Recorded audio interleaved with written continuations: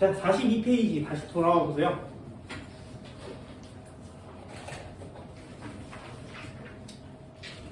자, 운동량 MV를 곱하면 되고요. 충격량 힘에다 시간을 곱하면 되고요. 그 둘과의 관계는 힘에다 시간을 곱한 충격량은 운동량의 변화량이에요.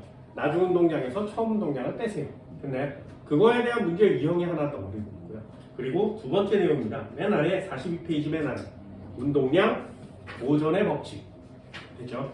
여기까지. 니네들이 해야 되는 것도 운동량 보존 법칙입니다. 이 운동량 보존 법칙에 별표 3개 치세요. 거의 대부분의 시험 문제들이 여기서 출제가 되거든요. 물차 하나가 있으면 시험 문제는 되게 쉽습니다. 물차가 여러 개가 있어야 시험 문제 완성된다 그랬죠? 이쪽에다 한번 써볼까? 우리가 배워야 되는 건 운동량 보존의 법칙이에요.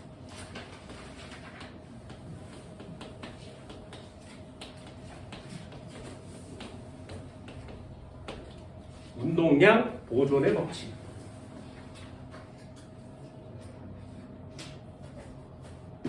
운동량이 보존된다는 얘기죠. 운동량이 보존된대요. 무슨 뜻? 처음의 운동량과 나중의 운동량은 변하지 않는다. 됐나요? 처음의 운동량의 총합과 나중의 운동량의 총합은 변하지 않습니다. 언제 변하지 않냐? 4가지 경우가 있거든요. 첫 번째가 충돌이고요. 두 물체가 와서 충돌하면 운동량은 변하지 않아요. 두 번째, 융합 있습니다. 융합. 두 물체가 와서 한 덩어리로 합쳐지면 운동량은 변하지 않아요.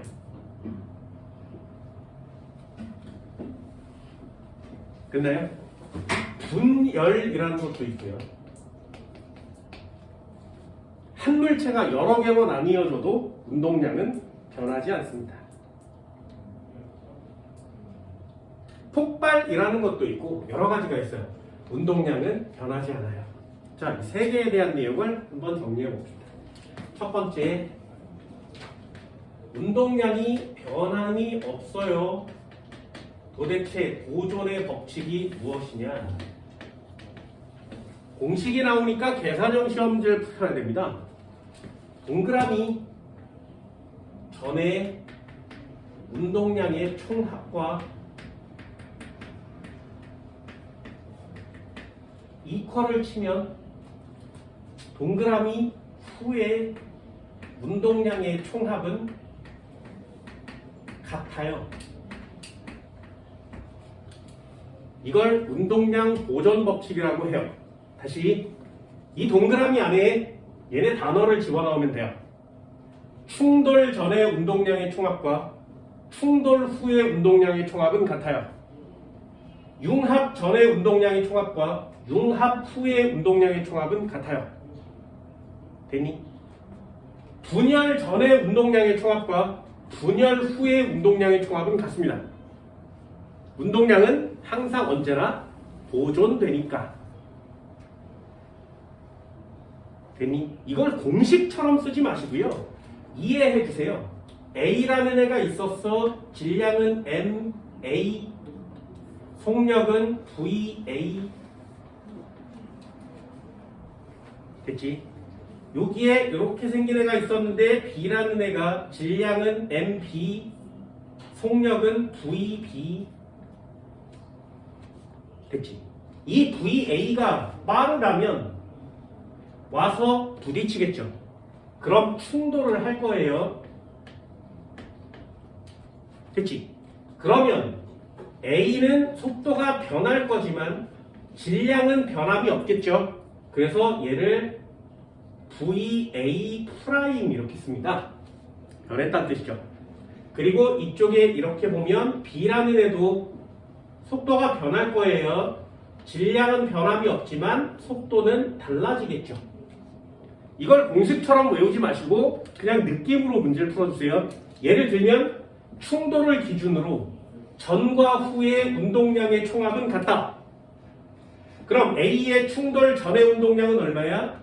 MA의 VA를 곱한 거고요. B의 운동량은 얼마야? MB의 VB를 곱한 거지. 됐나요? 그럼 충돌 후의 운동량은 얼마야? MA의 VA 프라임이 되고요. B의 운동량은 얼마야? MB의 VB의 프라임이 되겠죠. 됐나요? 충돌을 기준으로 양쪽에다 이퀄을 치면 시험제가 완성되는 겁니다. 됐나요?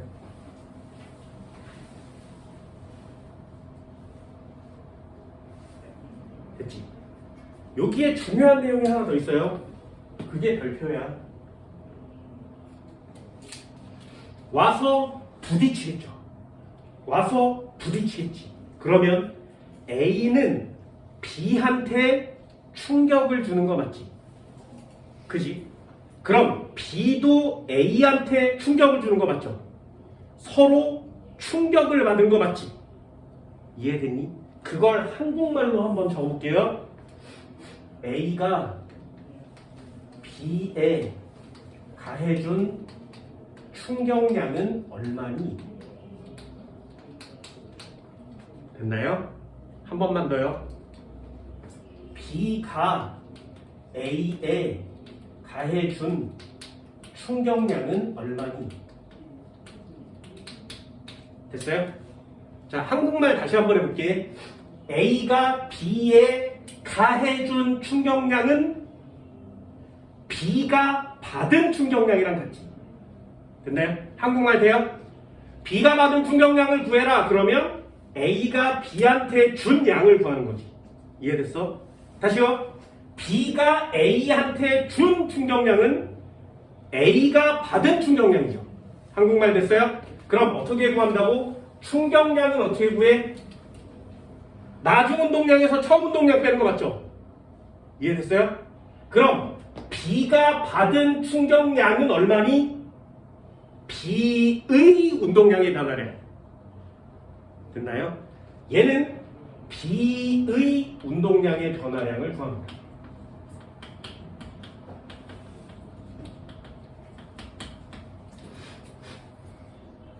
다시 B가 A한테 준 충격량은 A가 받은 충격량이죠.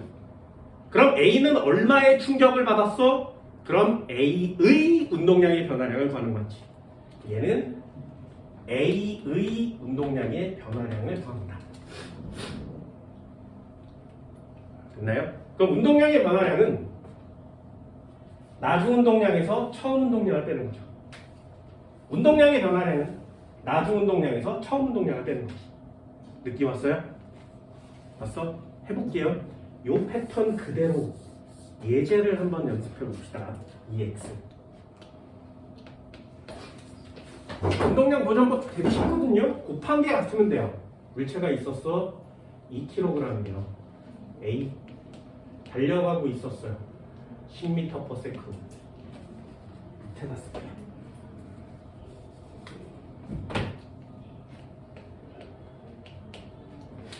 됐나요? B라는 애가 있었는데 2kg이래요. 정지하고 있었대. 자, 어떤 느낌인지 보이지? A가 와서 B랑 충돌하겠죠. 이런 느낌이에요. 시험제는 정지 상태가 시험제 나오니까 여기에 이렇게 딱 이렇게 생긴 애가 나오는 겁니다.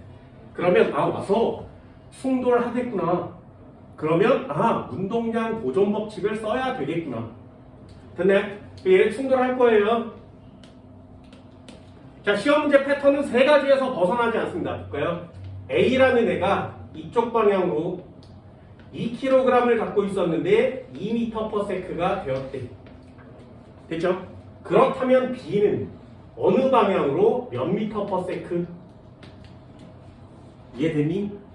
그럼 어떻게 한다고? 운동량 보존 법칙을 써야 되겠구나. 그럼 충돌 밑에 이퀄을 그으면 되겠구나. 됐어요? 해볼까요? 10m/s였는데 운동량 얼마? 2kg이니까 20 더하기 B의 운동량은 얼마? 정지하고 있으니까 0. 됐어요? 어때요? 공식 따위 하는 게 아니라 그냥 느낌으로 문제 풀면 되죠. 두고 다니니까. 2kg짜리가 2m/s가 됐으니까 4. 그럼 얘는 2kg짜리가 얼마의 속도를 가지겠니? 됐나요? 그럼 V는 얼마예요? 4를 넘기면 16, 2로 나누면 8, 얘는 8m/s의 속력을 가지게 됩니다. 됐어요? 어렵지 않지, 그치?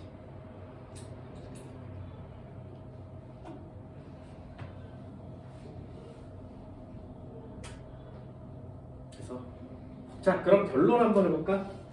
이 문제에서 A가 받은 충격량은 얼마니? 그러면 뭘 구한다고? A의 운동량의 변화량을 구한다.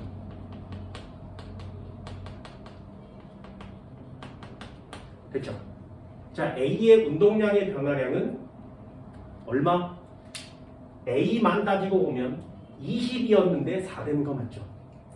됐어요? 그러면 얘는 나중 운동량에서 처음 운동량을 빼지. 이해됐니? 그럼 얘는 얼마가 나와? 마이너스 16 뉴턴세크라는 답이 나오고 있죠. 됐어요? 마이너스 무슨 뜻? 반대 방향이라고. 그래서 A는 이쪽 방향으로 충격량을 받은 거죠. 이해됐나요? 얼마를? 16 뉴턴세크. 그래서 한 번만 더요.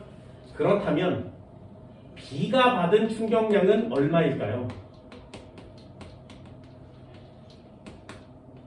그럼 얘는 B의 운동량의 변화량을 구한다 그랬어요.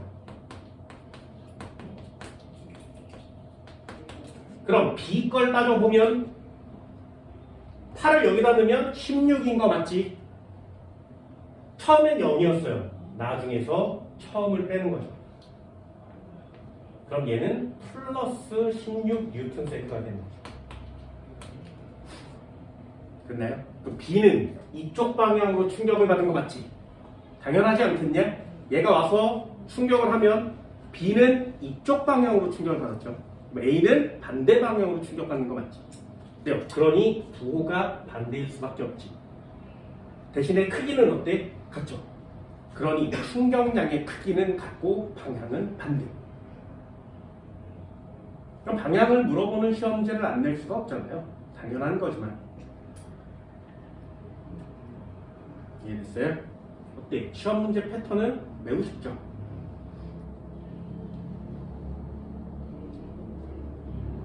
한 번만 더 해볼까요? EX.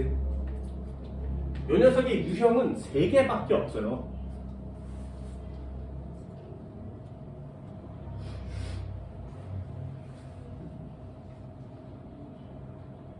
자, 한 번만 더 해봅시다. A라는 애가 있었어. 2kg이래요. 이쪽 방향으로 이렇게 10m/s 달리고 있었대요. 됐니? B라는 애가 있었는데 B는 2kg인데 이쪽 방향으로 이렇게 4m/s 달리고 있다. 됐죠? 어때요? 와서 충돌하는 꼬라지가 됐지. 그치? 그러면 운동량 보전 법칙을 써야 되겠구나. 그럼 둘 중에 하나의 속도가 주어지면 나머지를 구할 수 있겠죠. 해볼게요. A라는 애가 있었는데 2kg짜리가 이쪽 방향으로 2m/s의 속력을 가진대요. 그럼 B라는 애는 어느 방향으로 얼마의 속도를 가지겠니? 됐나요? 어때? 충돌이니까 운동량 보전 법칙을 써야 되겠구나. 그럼 충돌을 기준으로 이퀄을 치면 되겠구나. 됐나요? 자, 얘 운동량 얼마라고? 20 더하기. 얘는 운동량 얼마라고? 8. 얘는 운동량 얼마라고? 4 더하기. 얘는 2D. 됐어요? 28 넘기면 24, V는 12. 됐나요? V는 12. 됐어요? 완성됐어? 자, 니네들이 뭘 틀리는지 알겠니? 그래서 네, 계산은 되게 쉽지. 그런데 다 틀린다고 했어요. 됐어요? 아까 운동량 파트에다가 질량에다 뭘 곱한다고? 속도를 곱했죠. 내가 거기다 뭘 써줬어? 동그라미 치고 방향을 안 쓰면 다 틀린다고. 이해되니? 보세요. 물리의 운동량, 충격량은 계산이 졸라 어렵지는 않아요. 그런데 방향을 안 쓰면 다 틀린다고. 이해됐어? 그거 하나 물어보는 거거든요. 그게 유일한 난이도예요. 그러니 얘를 보고 그냥 막 계산하는 애들은 물리를 좀 덜 배운 애들 맞지? 이 문제를 보자마자 아, 얘네 둘은 같은 방향으로 움직이고 있구나. 됐어? 그런데 얘네 둘은 반대 방향으로 움직이고 있구나. 됐니? 이해할 수 있겠어요? 그래서 아, 얘는 플러스 20의 값을 갖고요. 얘는 마이너스 8의 값을 갖는구나. 그래서 더해졌구나. 이퀄 치고 얘가 이쪽 방향으로 가는 게 플러스라면 얘도 플러스구나. 이해됐니? 됐어요? 그럼 얘는 아, 플러스 4구나. 됐어? 여기에 마이너스와 플러스를 붙일 수 있느냐 없느냐가 난이도의 싸움이에요. 되셨나요? 그렇다면 얘는 이 부위의 속도를 가질 테니까 얘 20 넘기면 마이너스 12 빼면 플러스 8 2로 나눴으니까 플러스 4 보여요? 그러므로 얘는 플러스 방향으로 4m/s의 속력을 갖는구나. 됐니? 그럼 B는 어떻게 움직이는 거라고? 플러스 방향으로 4m/s의 속력을 갖는구나. 이해됐니?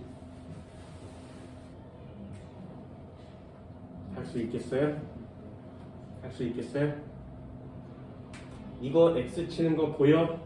방향을 쓰지 않으면 굉장히 단순하게 틀리는 거 보이니? 그걸 해주려고 하는 거예요. 그래서 검산을 하는 거야. 됐나요? 자, 보세요. 만약에 이렇게 문제를 풀었다면 됐지? A의 충격량은 얼마야? 나중에서 처음 빼는 거 맞죠? 나중에서 처음을 빼요. 됐지? B가 받은 충격량은 얼마니?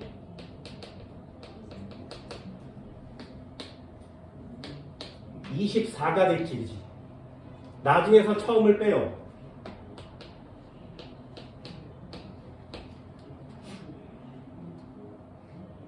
되셨나요? 이해됐어? 값 얼마야? 4에서 20 뺐죠?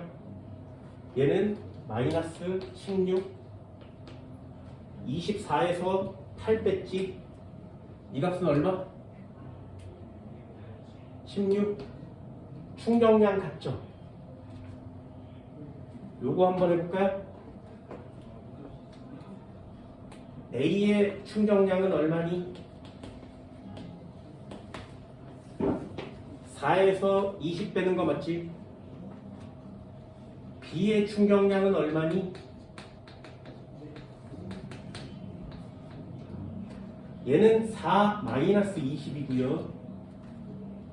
4에다 2 곱하면 얼마야? 8이지. 8에서 마이너스 뭘 빼는 거라고? 마이너스 8을 빼는 거죠. 됐나요? 그럼 얘도 마이너스 16이고요. 얘는 그냥 16이지. 2000세크, 2000세크. 어때요? 충격량을 계산해도 답은 같죠? 희한하지, 그치? 하지만 얘가 달라지는 건 맞지. 그래서 플러스 마이너스를 정확하게 붙일 수 있어야 시험 문제가 완성되는 겁니다. 되셨나요? 이 정도 할 수 있겠어요?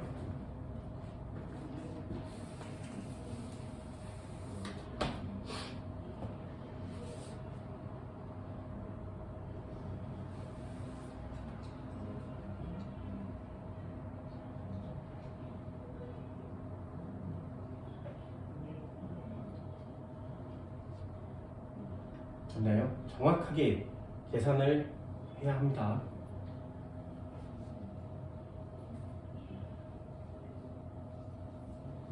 자, 마지막 문제 한번 더 볼까요? 시험 문제 드릴게요. 이렇게 해서 패턴 한번 구해보도록 하자. 자, 마지막 문제입니다. A 2kg입니다. 얘 이쪽 방향으로 10m/s 오고 있대요. 됐니? B라는 애가 있었는데 2kg인데 3kg의 거야? 그냥 2kg 합시다. 그냥 간단하게. 이쪽 방향으로 4m/s 오고 있대요. 됐죠? 충돌하겠지, 그지? 됐나요? 아까는 물체가 부딪혀서 이렇게 따로따로 갔지. 얘도 물체가 부딪혀서 이렇게 가고 있죠. 얘는 한 덩어리로 합쳐지는 거예요. 한 덩어리가 됐대. 무슨 문제야? 충돌하고 융합했죠. 합쳐졌으니까. 됐어? 그러면 역시 이 문제를 딱 보자마자 운동량 보존 법칙을 써야 되겠구나. 되셨어요? 이렇게 문제 유형을 보고 나 뭐 해야 되는지를 알면 시험 문제 완성이 됩니다. 됐지? 그럼 이거 어떻게 한다고? 운동량 얼마 하기 전에 반드시 뭘 써야 돼? 방향을. 됐나요? 그 방향을 쓰는 자가 물리를 진짜 잘하는 자예요. 됐나요? 나 방향을 쓸 수 있니 없니가 시험 문제를 좌우하는 거라고. 됐나요? 방향을 꼭 써서 시험 문제가 좀 쉬워지시기 바랍니다. 그러면 얘는 플러스 20이 됐고요. 얘는 마이너스 8이 된 거 맞지? 됐나요? 자, 한 덩어리가 됐대요. 몇 킬로그램짜리야? 4kg짜리가 됐죠. 얼마의 속도를 가지고 이렇게 푸는 거예요. 융합하면 한 덩어리가 되면 하나의 거대한 물체가 된 거 맞지? 질량이 합쳐진 거라고. 됐나요? 그럼 얘는 12 4로 나눴으니까 3. 그러므로 V는 플러스 3m/s 나온 거 맞죠? 됐나요? 어느 방향으로? 지금 얘는 플러스 방향으로 3m/s를 가지게 된 거예요. 됐니?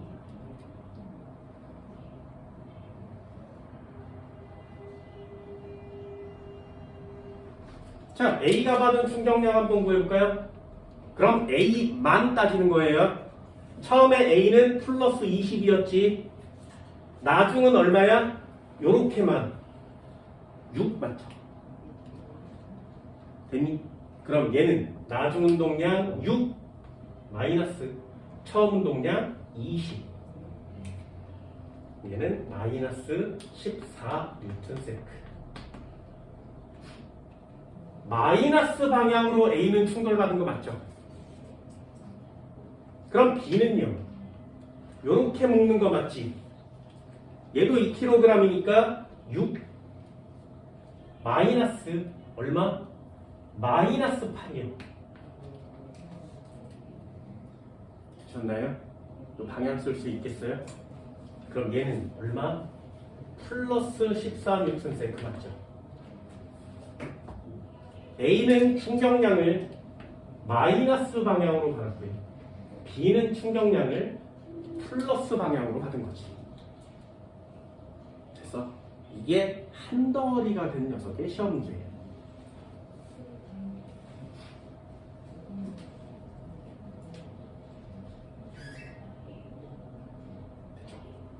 이게 왜 중요한 거야? 이 운동량 보존 법칙이 도대체 왜 중요한 거야?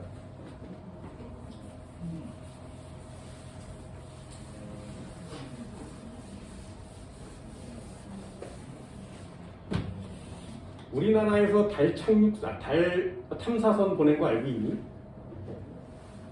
알고 있어요? 12월 16일쯤에 달 궤도에 진입했습니다. 3개월 전에 쐈거든요. 달까지 가는데 3개월이 걸렸대요. 되게 가까워. 근데 3개월 걸렸대. 우리나라 인공위성 쏠 수 있어 없어?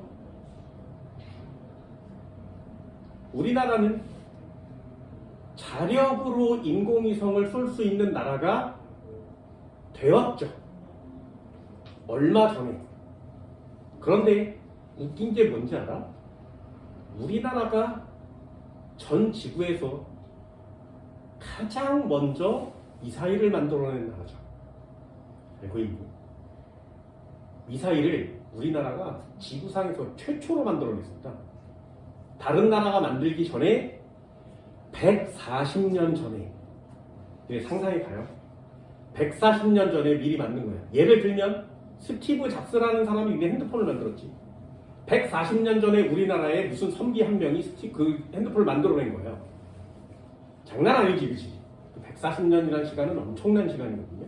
그런데 조선시대를 거치고 나서 우리나라는 미사일을 만드는 능력이 급감하죠. 다른 나라가 다 만들었어요. 그래서 처음 쏜 인공위성도 다른 나라의 힘을 빌린 거죠. 미사일 쏘는 거 잘 봐. 니네 인공위성이 사이즈가 얼마나인지 알아? 우리나라가 쏜 인공위성이? 우리별 1호 뭐 이런 거 있잖아요. 옛날에 쐈던 인공위성 얼마나인지 알아? 이 책상만 해요.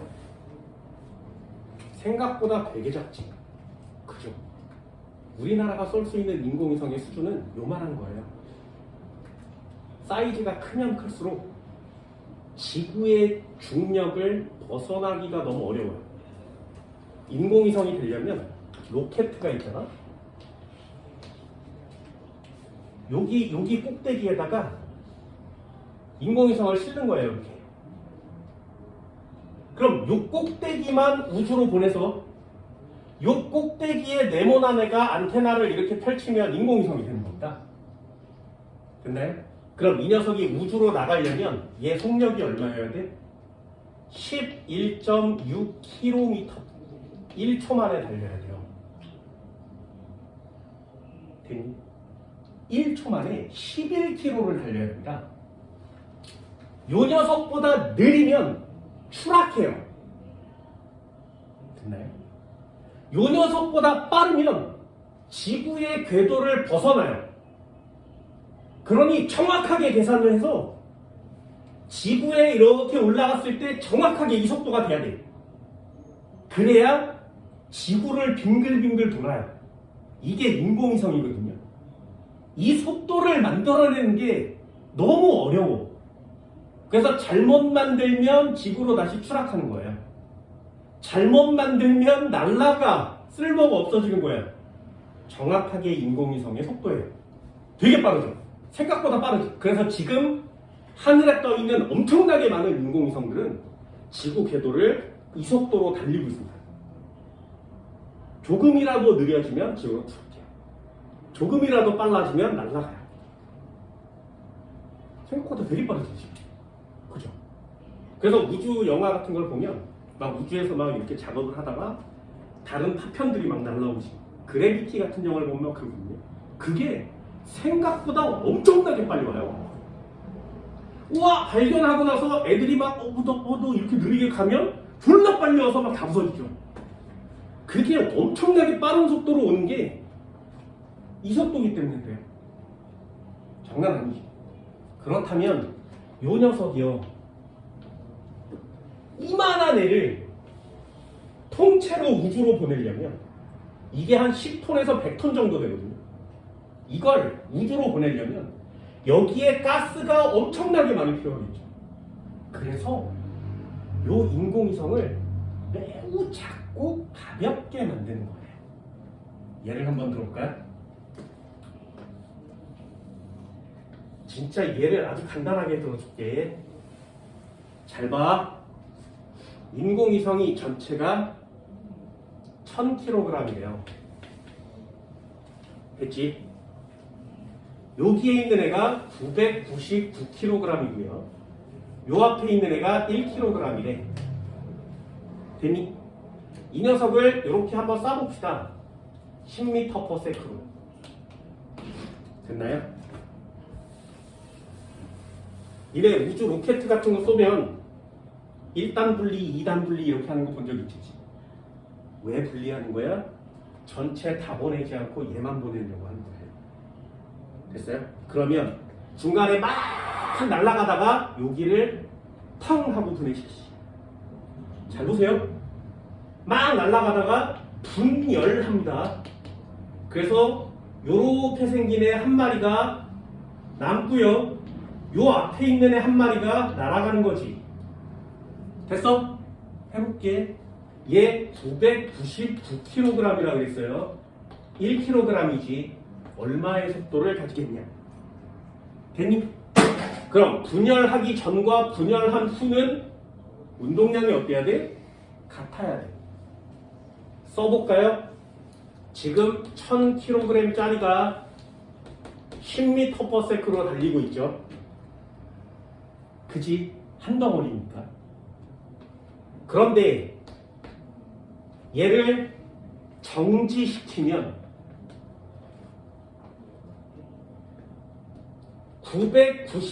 999kg짜리가 정지한 거 맞지? 됐죠? 더하기 1kg짜리만 속력을 가지고 날아가는 거 맞지? 됐어요?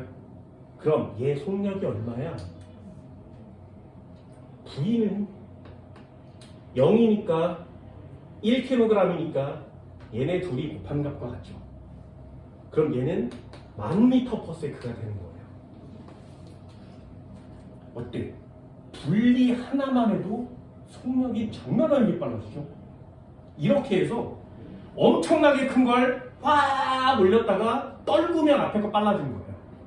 떨구면 앞에 게 빨라지는 거거든요. 그래서 이 속도를 만드는 거예요.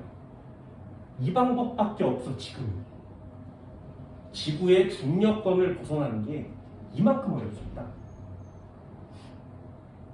어때요? 그러면 이 속도가 11.6km/s가 나올 수 있게 중력을 조절해야 되지. 그래야 튕겼을 때 얼마의 속도로 튕겨지면 얘는 얼마의 속도로 나가고 그걸 전부 다 계산해야 되죠. 딱 맞아 떨어져야 됩니다. 인간들 대단하지 진짜. 그래서 만들기가 어려운 거예요. 이걸 해낼 수 있는 나라가 몇 나라가 안 되죠.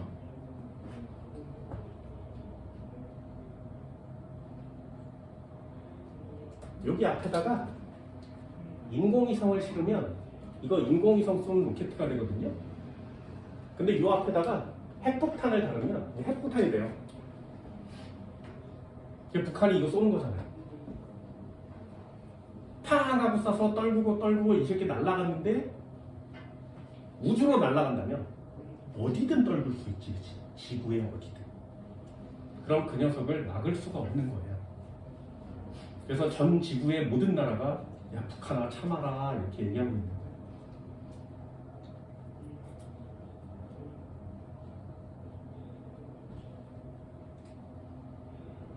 됐나요? 미사일 쏘면 평양에서 미사일 쏘면 서울까지 얼마나 걸리는지 아니? 빠른 걸 쏘잖아요? 그냥 대놓고?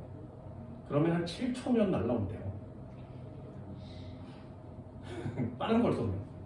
좀 느린 걸 쏘면 한 40초에서 1분 정도 걸린답니다. 이렇게 쏠 거거든요. 미사일을 쏘면, 북한에서 미사일 쏘면 전 지구가 반응을 해요. 야, 북한에서 미사일 쐈대. 그러면 전 지구의 컴퓨터들이 그 미사일이 날아가는 궤도를 계산해요. 이 새끼 어디다 쏜 건지 궁금한 거야. 그러면 북한에서는 쫙 쐈다가 이 꽁댕이만 다른 데다 막 떨어뜨려요. 예를 들면 우리나라 이렇게 있잖아? 일본이 있잖아요? 여기다가 막 떨어뜨려요. 그럼 이게 무슨 뜻이야? 이만큼은 날릴 수 있다는 얘기지. 그럼 일본은요? 맘만 먹으면 죽일 수 있지. 그러니 일본 애들이 긴장 안 할 수 없죠. 너 왜 쐈어? 아, 우리 핵폭탄을 쏘려고 한 게 아니라 인공위성을 쏘려고 그랬는데 실패한 거야. 미안해. 바다에 떨어졌으니까 그래도 좀 낫지 이렇게 얘기하는 거예요. 근데 인공위성을 쐈다는 얘기는 핵폭탄을 쏠 수 있는 능력이 있다는 얘기지. 그럼 미국까지는 안 날아가잖아? 그럼 미국에서 안전하겠지? 그런데요, 이 북한이 만들어낸 미사일이 미국까지도 갈 수 있어요. 됐니? 그래서 미국 애들이 막 깐죽깐죽 된 거야. 야, 니네 못 쏘잖아. 우리까지 못 날라오지 메롱메롱 이랬더니 북한에서 만들어낸 물체가 뭐야? 물속에서 쏘는 거. 이걸 만들어냈어요. 이건 전 지구에 몇 군데 안 돼요. 실제로. 물속이랑 공기는 다르죠. 그래서 물속에서 이렇게 나가는 걸 계산하는 거랑 공기에서 날아가는 걸 계산하는 건 훨씬 어렵습니다. 근데 이걸 쐈어. 성공했어요. 그리고 뭐라 그래? 미안한데 우리 니네까지 날아가는 미사일 안 만들어. 내가 여기서 쏘잖아. 미국까지 오래 걸리겠지? 그럼 니네들이 중간에 얘네를 깨부실 수도 있잖아? 그럼 미쳐도 안 만드니? 잠수함에 실어서 쏴도 되는데 된 거야. 그럼 잠수함을 타고 미국까지 가서 이렇게 떨어뜨리면 되죠. 근데 미국 애들이 막 큰일 났어 뭐 이러는 거야. 근데 북한 애들이 맨날 이걸 실패하잖아요. 쏘는 건 되는데 목표 지점을 타격하는 능력은 보일 수가 없지. 그건 다른 나라에 직접 쏴야 되잖아요. 그래서 미군 애들이 또 깐죽된 거야. 야, 니네 미사일은 만들었는데 정확도가 떨어지지 않냐? 딱 깐죽된 거야. 그랬더니 북한에서 뭐라고 했어? 그래? 그러면 내가 실수를 하나 할 건데 그 실수를 해서 떨어지는 좌표를 계산해 줄게. 그래서 좌표를 보냈어요. 괌이라는 나라가 있어. 미국이죠. 괌 옆에 여기 어디에 구글 좌표를 보냈어. 그리고 쐈는데 여기 떨어진 거예요. 실제로. 그래놓고 뭐라 그랬어? 미안해, 실수를 했는데 실수한 게 거기 떨어졌네. 미안해. 이렇게 된 거야. 실수가 아닌 거지 실제로. 그러니 미국도 북한한테 그렇게 쩔쩔맬 수밖에 없는 거예요. 왜? 독자적인 기술이 있거든요. 아무한테도 알려주지 않는. 그래서 북한 애들이 미사일을 막 달고 막 차에다 실어서 막 선전 광고하잖아요. 그것만 하면 전 지구가 벌벌벌 떠는 거예요. 어디든 쏠 수 있습니다. 이제 김정은 대단하죠. 걔가 막 망령이 나서 치매에 걸려서 이러고 있다가 버튼을 잘못 누르잖아. 그럼 난리가 나는 거야 지구가. 그런 나라에 우리 아직 살고 있습니다. 제발 안 눌렀으면 좋겠죠? 네, 안 눌렀으면 좋겠죠? 얘네 살 날이 많이 남았잖아요. 괜히 운동량, 충전량 엄청나죠? 생각보다 어마어마하지, 그지? 이런 것들을 배우게 되는 겁니다. 계산형 시험제는 이래요. 우리나라는 아직 이걸 못해. 진짜 안타깝죠. 그렇게 엄청난 기술력을 갖고 있다고 자랑하지만 아직은 못하고 있습니다.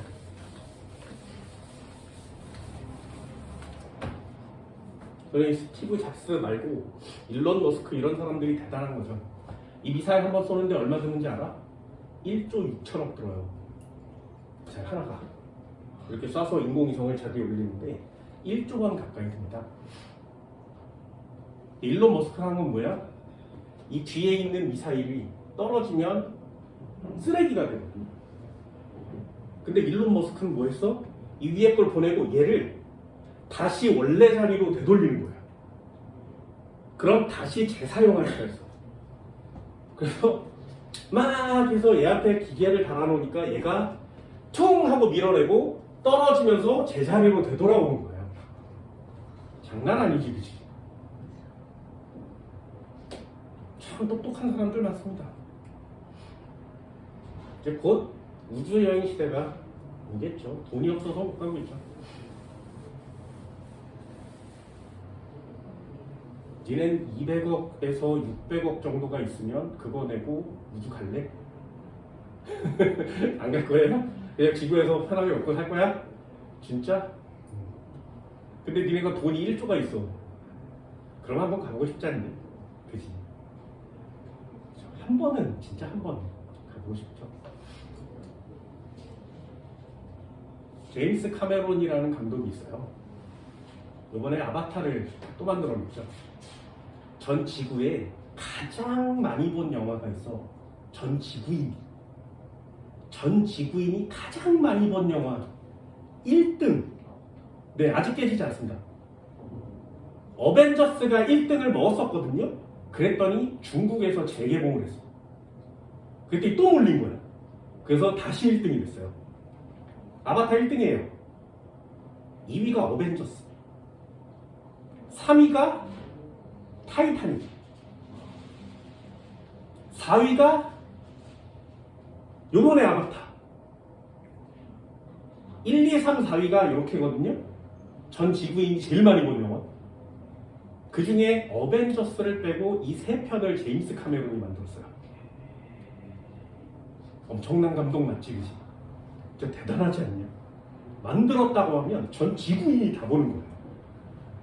5개 중에 3개를 만들었어. 4위 중에 3개를 만들었어요. 대단하죠? 그 제임스 카메론이 돈이 얼마나 많겠요 그럼 우주 가보고 싶잖아요. 근데 이 제임스 카메론은 야, 우주 그거 돈만 있으면 가는 거 아니야? 지금은 갈 수 있잖아. 돈만 내면 가는 거. 이렇게 됐어. 그래서 우주로 나간 사람보다 더 안 가본 곳, 그곳이 심해 바닷속이에요. 우주로 나가는 것보다 심해로 들어가는 게 훨씬 어려워요. 그래서 우주로 나간 인간보다 심해에 들어갔다 온 인간이 훨씬 적어요. 그래서 이 제임스 카메론은 남들 다 아는 거 안 해 이렇게 된 거예요. 그래서 심해의 바닷속에 너무 관심이 많은 거죠. 그래서 자기가 스스로 잠수함도 막 만들어 심해로 갈 수 있는. 돈이 많으니 뭘 못하겠니? 그래서 물에 관심이 많으니까 요번에 아바타가 물에 대한 얘기죠. 그런 걸 만드는 거예요. 봤니? 아바타 2? 원도 봤니? 원은 진짜 옛날 거죠. 니네 나이로 따지면. 2 봤어요? 그런 영화를 볼 수 있다는 건 진짜 행복이죠. 어떤 스토리인지는 뭐 스토리가 그렇게 뭐 엄청나진 않지만 화면 자체는 진짜 대박이죠. 그런 세상에 니네는 살고 있잖아요. 나는 진짜 옛날에부터 지금까지 영화를 봐오고 있으니까 영화가 어떻게 발달됐는지는 좀 알 수 있어요. 아바타는 진짜 인간이 만들어낼 수 있는 영화가 아닌 거예요. 그 정도의 레벨인 겁니다. 나도 바다에 좀 관심이 많습니다. 내가 돈만 있다면 나도 심해에 한번 들어가고 싶습니다. 기압 차이를 극복할 수가 없어요. 인간의 기술로. 1m 내려갈 때, 10m 내려갈 때마다 1기압씩 올라가요. 10m마다 1기압이니 1km만 내려가면 100기압에 도달합니다. 100기압이면 니네 위에 니네 몸무게가 100개 있는 거랑 비슷해요. 그걸로 사방을 다 누르는 거예요. 상상이 가니?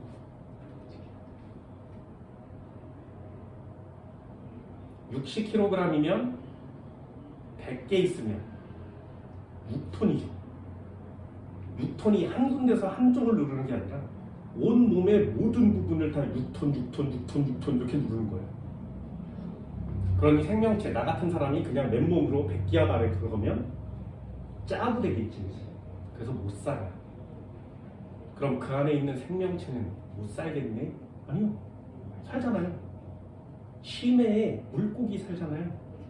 걔네들은 몸 자체로 그런 기압을 견뎌낼 수 있는 거지. 안 신기해? 이런 게. 그래서 이런 물리학의 운동량 보존 법칙 이런 것도 나는 되게 신기하고 재밌습니다만 생명체가 제일 신기해요. 진짜 신기하죠. 그렇죠? 걔네들은 물 밖으로 꺼내면 어떻게 돼? 네. 몸 안의 압력이 너무 커서 밖으로 나오면 몸이 압력이 작으니까 밖으로 미는 힘이 더 커지겠죠. 그래서 터지는 거예요. 못 살아요. 너무 신기하지.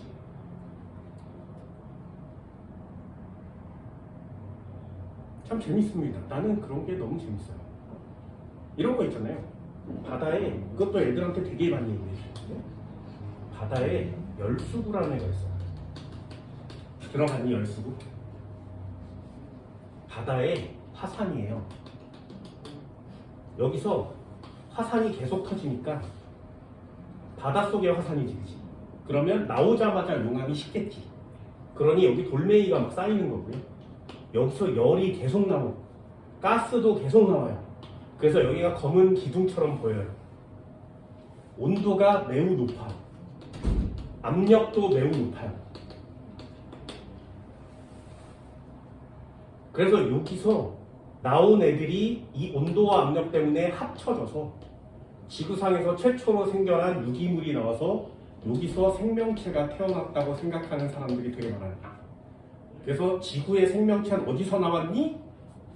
가장 1번이 심해 열수구 주변에서 생겨났어요. 그게 정설이에요. 두 번째가 우주에서 해성 타고 왔어요. 그게 두 번째거든요. 그런 열수구가 있어. 여기는 온도가 122도예요. 물이. 압력을 받으니까 물에 끓는 온도가 높아져. 되게 높지.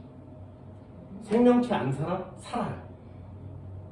여기에 뱀장어도 살아. 맛있겠지. 여기에 개도 살아요. 맛있겠지.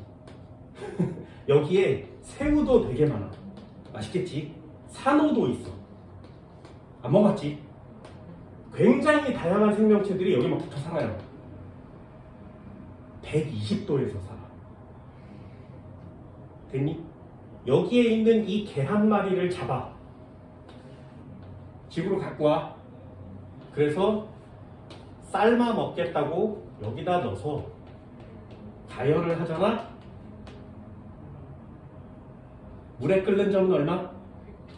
더 이상 올라가지 않지. 안 익어요.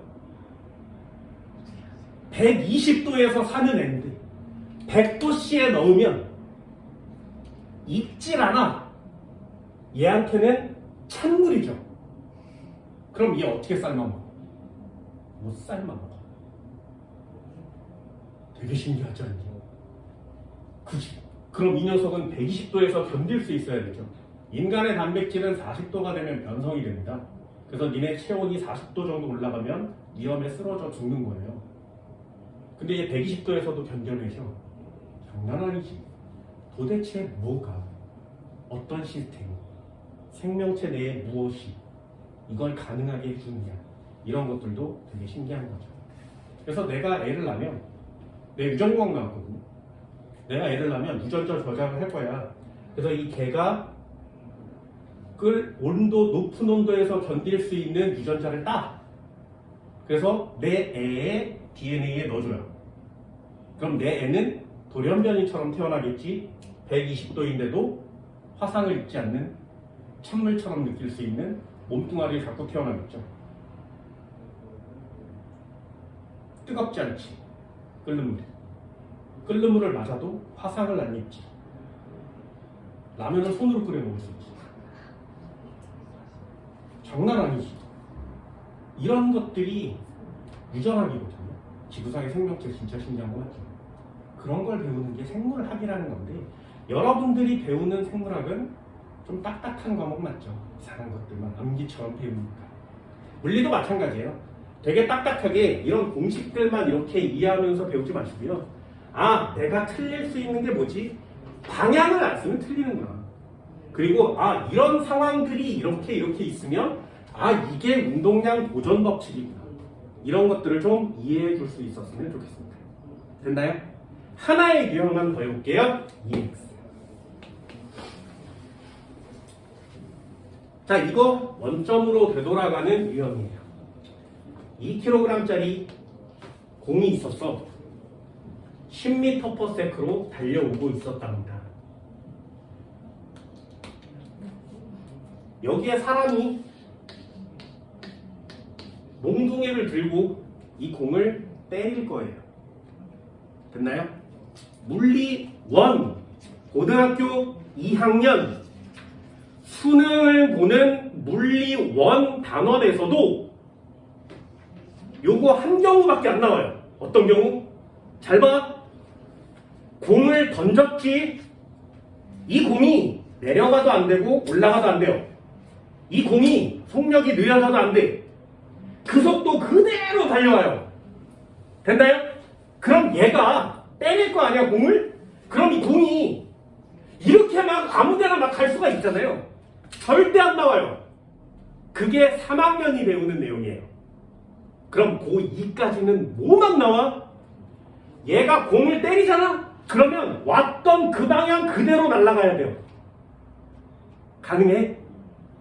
이게 공이 왔던 그 방향 그대로 이렇게 날아가는 게 가능해? 이거 하나만 나와요. 방향이 바뀌는 건 고등학교 2학년 끝날 때까지 안 나옵니다. 그러니 운동량, 충격량 파트가 많이 어렵지는 않은 거죠. 경우의 수가 딱 정해져 있으니까. 예를 한번 들어볼게요. 왔어. 얘가 때렸지. 그럼 다시 가요. 됐나요? 좀 더 빨라져 볼까요? 20m/s로 날아간대요. 됐어요? 그럼 시험 문제 뭐야? 이 방망이가 이 공한테 충격을 줬으니까 이 공이 변한 거 맞지? 그러면 이 방망이로 준 공이 받은 충격량은 얼마니? 이런 식의 시험 문제들이에요. 됐어요? 그럼 얘 충돌의 개념이야? 아니면 운동량의 변화량의 개념이야? 두 물체가 와서 부딪히면 운동량의 변화량의 개념이에요. 그런데 얘는 왔다 처음 속력, 나중 속력 요 공만 변하는 거 맞지? 그래서 이 녀석은 충격량 유형이구나. 됐니? 그렇다면 공이 받은 충격량이니까 공의 운동량의 변화량을 구하면 되겠네. 어떤 스타일의 시험 문제인지 보이니? 됐어요? 그러면 충격량은 얼마야? 나중 운동량, 처음 운동량. 얘도 2kg이니까 얘는 20, 얘는 40. 됐나요? 그럼 나중 운동량 40, 처음 운동량 20, 운동량의 변화량 그렇지. 그럼 얘는 얼마라고? 20 뉴턴 세크요. 됐어요?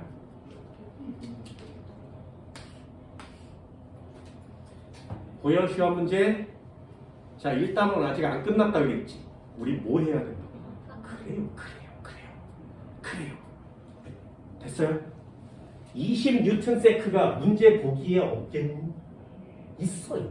그러니 계산 간단히 하고 아싸 20. 그리고 점수가 안 나오는 거야. 이해됐어? 운동량, 충격량 시험 문제구나. 반드시 방향은 정리할 수 있어야 되겠구나. 이해됐어? 그래야 시험 문제를 완벽하게 맞출 수 있는 거죠. 다시 넣어볼까요? 나중 운동량 얼마야? 마이너스 40이 됐지. 처음 운동량은 플러스 20이었죠. 그러니 얘는 마이너스 60 뉴턴 세크를 받은 겁니다. 그럼 나는 플러스를 어떤 방향으로 정리했어? 오른쪽으로 움직이는 방향을 플러스로 정했고요. 마이너스 방향은 반대 방향을 마이너스로 정의한 거 맞죠? 근데 내가 충격량을 줬어. 이쪽 방향으로 충격량을 주지 않았니? 그러니 반드시 마이너스 방향이 나와야만 하죠. 그래서 마이너스 값이 나오는 거예요. 되셨나요? 방향을 정하지 않으면 운동량도 충격량도 문제가 쉽지가 않다. 반드시 방향을 정하는 게 여러분들이 여기서 해야 되는 시험 문제가 되는 거죠. 됐나요? 이 정도 돼요? 됐어? 이 정도 할 수 있을까?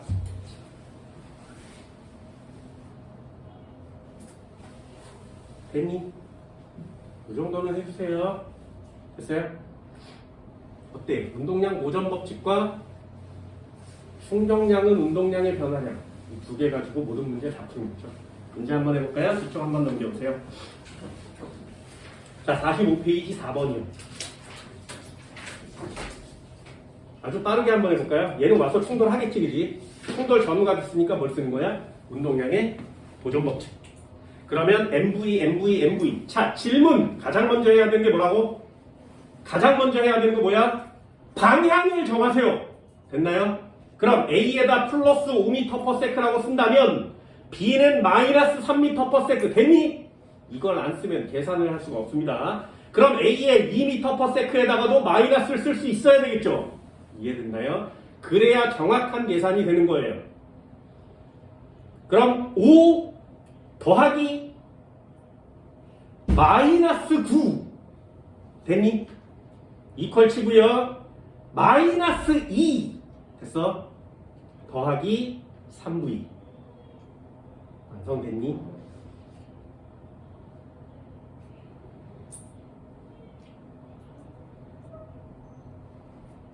마이너스 3분의 2 정도는 나와야 되겠죠? 할 수 있겠어요? 방향을 쓰지 않으면 시험제를 맞출 수가 없다. 방향을 쓰지 않으면 시험제를 맞출 수가 없다. 자, 3번, 뒤쪽에 3번, 5번, 7번, 8번 이 문제들을 이렇게 보고 있으면 와서 부딪힐 것 같지, 그치? 됐나요? 그래서 부딪힐 것 같아, 충돌할 것 같아, 무조건이요. 됐나요? 자, 뒤쪽 한번 쭉 넘겨보세요. 충돌할 것 같아, 충돌할 것 같아. 괜찮아, 다 충돌할 것 같아. 자, 마지막 한 문제요. 55페이지 8번이요.